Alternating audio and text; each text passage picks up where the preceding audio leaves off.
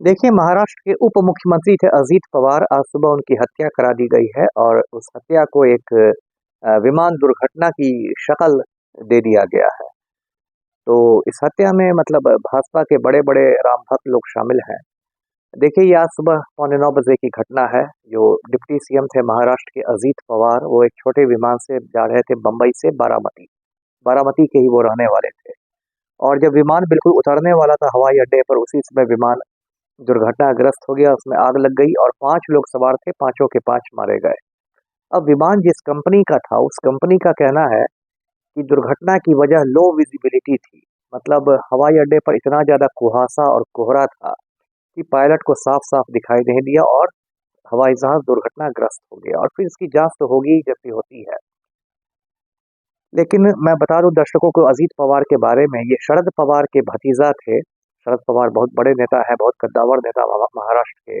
और शरद पवार की पार्टी का नाम है राष्ट्रवादी कांग्रेस पार्टी, संक्षेप में जिसको एनसीपी कहते हैं। और चाचा-भतीजा दोनों साथ-साथ काम करते थे, लेकिन कुछ साल पहले दोनों में तल्खी आ गई थी, उत्तराधिकार के मुद्दे पर, क्योंकि शरद पवार अपनी बेटी को सुप्रिया सुले को बनाना चाहते थे उत्तराधिकारी, अजीत पवार खुद बनना चाहते थे। तो 2023 में आज से 3 साल पहले अजीत पवार ने बगावत कर दी और कुछ साथियों के साथ वो अलग हो गए, उन्होंने अपना एक अलग एनसीपी बना लिया और वो भाजपा-शिवसेना के गठबंधन से जुड़ गए और इनाम में उनको महाराष्ट्र का डिप्टी सीएम बना दिया गया। ये 6 बार महाराष्ट्र के उप मुख्यमंत्री रहे थे अजीत पवार।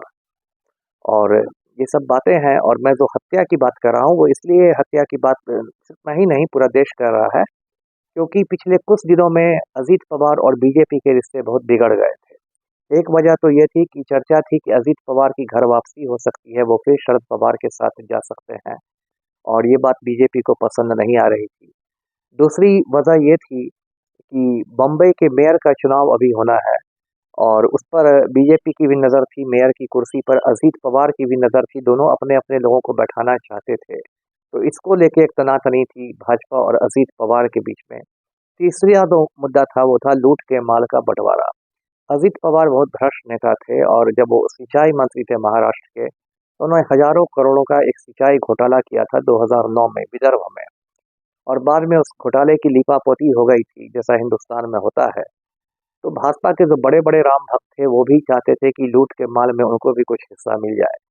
तो इसके लिए अजीत पवार पर दबाव था, वे नहीं मान रहे थे। और अभी 3-4 दिन पहले ही अजीत पवार ने एक बयान दिया था, इशारों-इशारों में भाजपा को धमकाया था कि मेरे पास सबकी फाइलें हैं। और उसके 3-4 दिन बाद अचानक वो प्लेन क्रैश में मारे गए। तो लोग कह रहे हैं, ममता बनर्जी ने भी खुल के कहा है बंगाल की सीएम ने, कि इसमें कुछ दाल में काला है। और ऐसी ही घटना हुई थी पिछले साल जून में, जब अहमदाबाद में एयर इंडिया का विमान क्रैश कर गया था।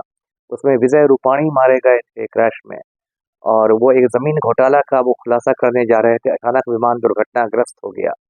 फिर 2021 में जनरल विपिन रावत एक हेलीकॉप्टर क्रैश में मारे गए थे, जो सीडीएस थे, चीफ ऑफ डिफेंस स्टाफ थे। उनके बारे में कहा जाता है कि वो अग्निवीर योजना का विरोध कर रहे थे, तो उनका हेलीकॉप्टर दुर्घटनाग्रस्त हो गया।